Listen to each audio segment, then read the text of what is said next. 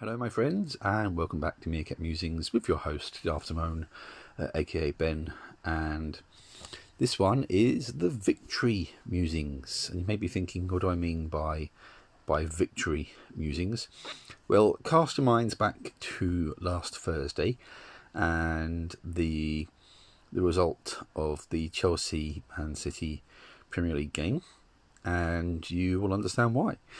Because that game is the game that crowned my beloved Liverpool FC champions of the Premier League for the first time. And needless to say, that's made me and millions of Liverpool fans around the world very, very happy. So in a way, thank you to Chelsea, although in a far more important way, thank you to the players and the staff of Liverpool Football Club for giving us, the fans, an incredible season. It really has been unreal at times. The performances, the winning runs, and an absolute refusal as well to accept anything less than victory, even on occasions when it looked like we weren't going to get anything from a game.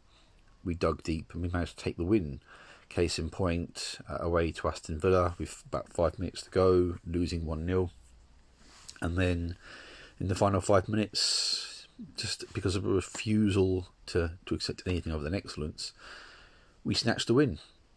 And we've we've gone on doing that all season alongside some absolutely brilliant results and brilliant wins to finally bring home a much deserved, long overdue league title. The last time Liverpool won the title, I was still in junior school. Just to put that into perspective there for a second. And I didn't really appreciate football for what it was back then either. So I didn't really appreciate that the team I just decided to support at the time was about to go on a very long, barren spell in terms of league success. We won trophies, of course. We won League Cups and FA Cups. We won a UEFA Cup. We won a couple of Champions League titles, including, of course, last year. So it's not like we didn't win prizes, but the bread and butter of every single club is the league. And it's certainly historically been Liverpool's bread and butter. During the 70s and 80s, Liverpool were just supreme in that area, and they also were supreme in Europe as well. So they managed to marry both of the most important aspects of any club's trophy cabinets at the same time. So perhaps we can do it again. I mean, last season, as I say, we won the Champions League and to be crowned champions of Europe again. And this season, we finally won the domestic title. So maybe this is the beginning of something very special. I certainly hope so. As do many Liverpool fans around the world, of course. And there's no reason why it can't be. When you look at the players that we've got, and perhaps most importantly the manager as well, and the overall way in which the club is being run these days, there's no reason why we can't sustain this. None whatsoever. We have some of the best players in the world playing some of the best football the world has seen this year, and we can win several more league titles over the next few years. We can be champions of Europe again more than once over the next few years. I think the team is good enough to do that, and it would only require one or two little tweaks here and there to make absolutely sure of sustained success. Yes, I've just noticed some weirdness with my head there. I need to think about that. That's a bit of a distraction from a victory dance, I know, isn't it? But this is a good chance for me to investigate what I've done there. I'm not quite sure. I've been cutting my own hair, and it looks like I missed a bit. So I guess we'll go back and sort that out. I don't know why I've advertised that on this video, but there you go. Who cares? It's my YouTube channel. I'll do what I want. Much like Liverpool, will do what they want. They'll score when they want, and they often do, and win when they want, which has taken 30 years for a league title, but hopefully it won't be 30 years for another one.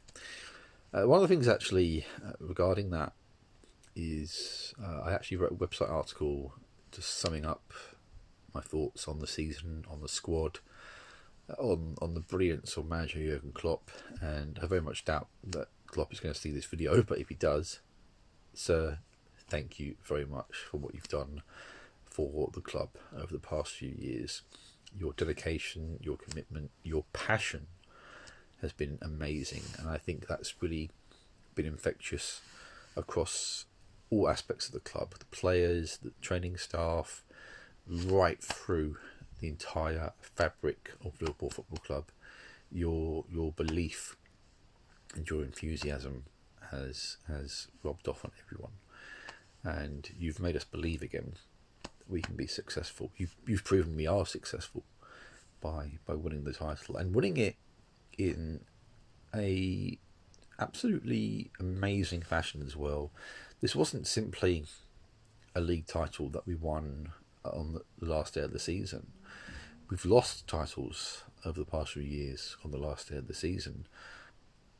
This was one with 7 games to spare, which is a new record, and at times you've had the biggest points gap ever established between first and second as well.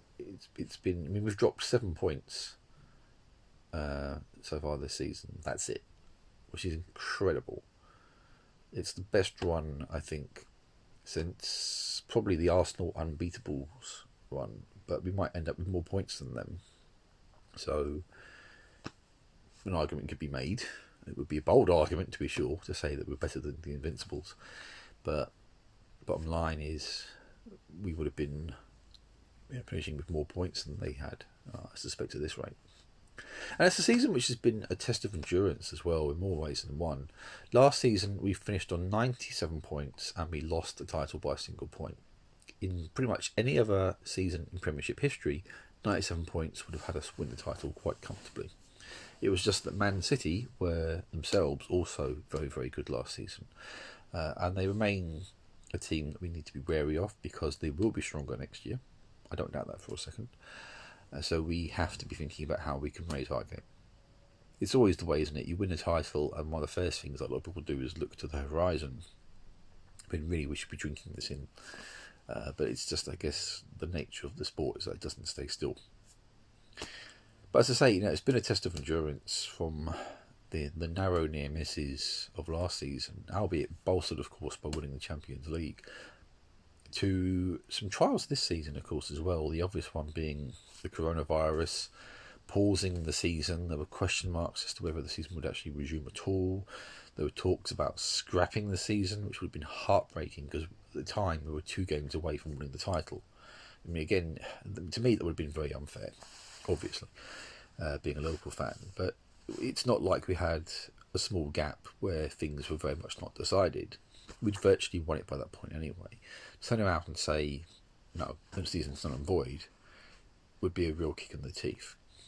And then, of course, there were questions around when the season restarts, how are we going to perform?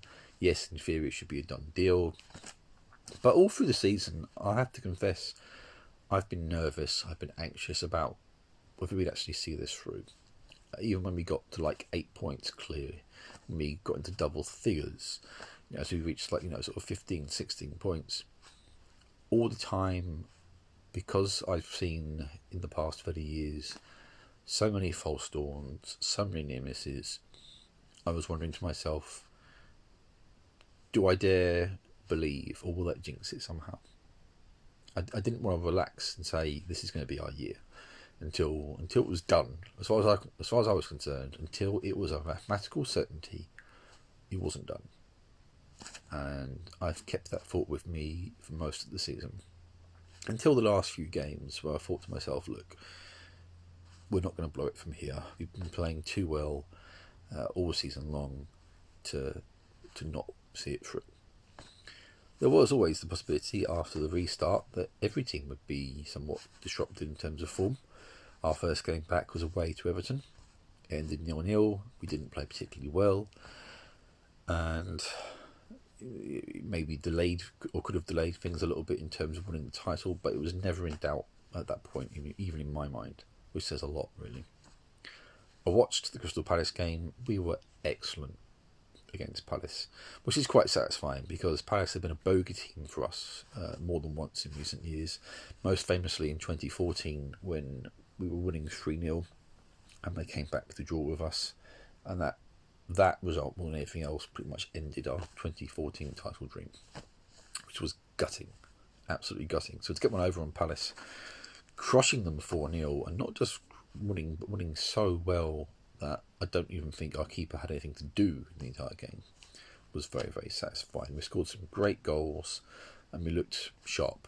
We looked the way we'd looked before the lockdown and before the quarantine. So that was an absolute joy to behold. I couldn't watch the City Chelsea game the other night. I had to listen to it on the radio, and that's always quite a tense way to do things, because you're never quite sure what's going on. The ball was pinging around in the box, but you don't know that necessarily because you can't see what's going on. And then Chelsea score and go into the lead, and bearing in mind City had to win, it was a case of, well, this is looking pretty good. And then City equalise, and you're thinking, well, maybe it's going to be delayed until we play Man City. And then it rumbles on again, doesn't it? Chelsea score because of a Man City handball and red card, and you're like, I'm sitting there and I'm thinking to myself, this is it, 30 years of so many close calls and heartbreak and near misses, things which have gone wrong for us. It's all actually about to come right for us. For the first time in a long time, everything has aligned, despite everything that 2020 has thrown at us to try and stop us sometimes. Everything has finally aligned for Liverpool to take the place on the perch. We are back, and with this manager and this group of sensational players, we're going to stay there. I'm confident that we're going to have more league titles. Can't say necessarily about next season. Retaining the title is always harder than winning it, but if any team can do so, we can do so. I mean, you look across the entire squad, you've got players like, in goal, Alisson, who is a world-class goalkeeper. That was an important signing when Klopp signed Alisson in time for last season. It was probably one of the most important signings, actually, I dare say, because prior to that we had Karius in goal, and he, of course, made some pretty noteworthy errors in the Champions League final, cost us that final. I hate to say it, Karius, but I think he did. And it was clear that he didn't have the confidence or the concentration levels needed for us to really thrive at the highest level. And with Alisson in goal, you've suddenly got an instant assurance for the defenders in front of him that the person in the sticks knows what they're doing. That can settle a team very, very nicely. And it also helped, of course, that we signed Virgil van Dijk, who has been immense over the past couple of years. He is one of the best defenders in the world and an absolute quality player. I'm so glad we signed him. He's worth every penny that we paid. And we've put him alongside Joe Gomez, who's come through the Liverpool sort of youth setup. I think he was actually signed from somewhere as a youngster, but he's been part of the Liverpool youth setup. And he's gone from strength to strength in the central defence as well. The pair of them are absolutely brilliant together. You've got Joel Matip in reserve, if needs be as well, who's also a good defender. And then you've got the wing-backs. And I think this is where we've been a class above the other teams in the league for the past couple of seasons now. Andy Robertson, signed from, I think, Hull City it was. No one, I think, particularly rated him, but the Scotsman's been absolutely fantastic on that left-hand side. He's ruled the left wing for Liverpool. He can go forward and whip in mean crosses. He can defend.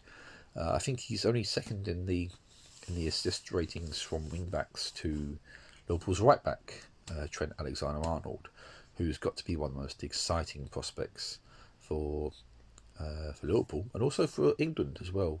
He's a dynamic, creative player. He has a keen mind for the game. He can also knock in a really good cross, and Everything he does is just brilliant.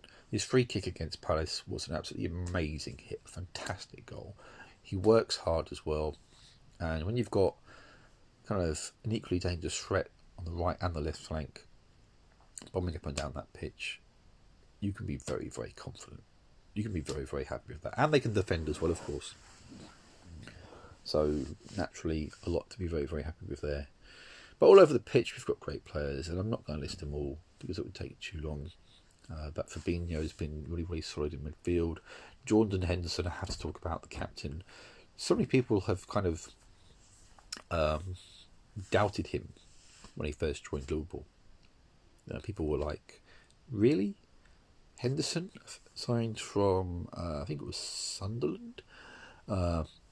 He wasn't particularly well rated at the time. He was in the shadow of Steven Gerrard. But flash forward a few years and he has developed into a superb midfielder.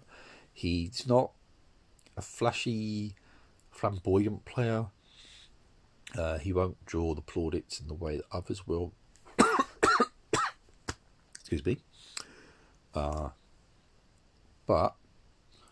he gets on with the job. He's the captain, he leads by example, he can score goals, but most importantly of all, he will simply keep things calm, measured and organised. And that's what you want from a leader. And he's done that so well over the past few seasons. He has really developed into a player. I don't think I can say that he's as good as Steven Gerrard. That would be a very bold statement. But he's a great player. He's drawn a lot of flack over the years. Excuse me. I don't know where all that's come from. But he has been a match winner, he has been a leader, and he's lifted the Champions League trophy and he has lifted the Premier League trophy. So I think that should silence all the doubters, all the naysayers. And you have to mention, of course, the likes of the front three. Sadio Mane, what can you say? He's a goal machine. He's got so much pace about him. And he's developed this amazing awareness with Bobby Firmino and Mo Salah. As a trio, they just work really, really well together. When all three of them are on the pitch, they just have this harmony which is incredible. They can ping passes to each other, instinctively knowing where the other's going to be. And they know where to be on the receiving end of a pass or a cross. And they just link up in this devastating way. You saw it against Crystal Palace. Firmino to Salah, to Mane, and boom, goal. Brilliantly done. A couple of quick passes, and they were through Palace's defence like it wasn't even there. All three of them can run with the ball. All three of them can hit the ball for a mean strike, and all of them can create goals as well. I mean, one of the things that perhaps Mo Salah takes stick for is being somewhat selfish, which you want from a striker, in a lot of ways. But he's got a creative side as well. He has created a lot of chances and a lot of goals. He can ping in a great pass, as he did for Mane, with some terrific vision there. And the three of them together, they are the best strike force in the world, if you ask me. Bold statement, perhaps, but again, we are still technically the reigning European champions until someone else wins it. We are the Premier League champions. Is it that bold a statement? I don't think it is, really, is it? So it's been a bit surreal, really.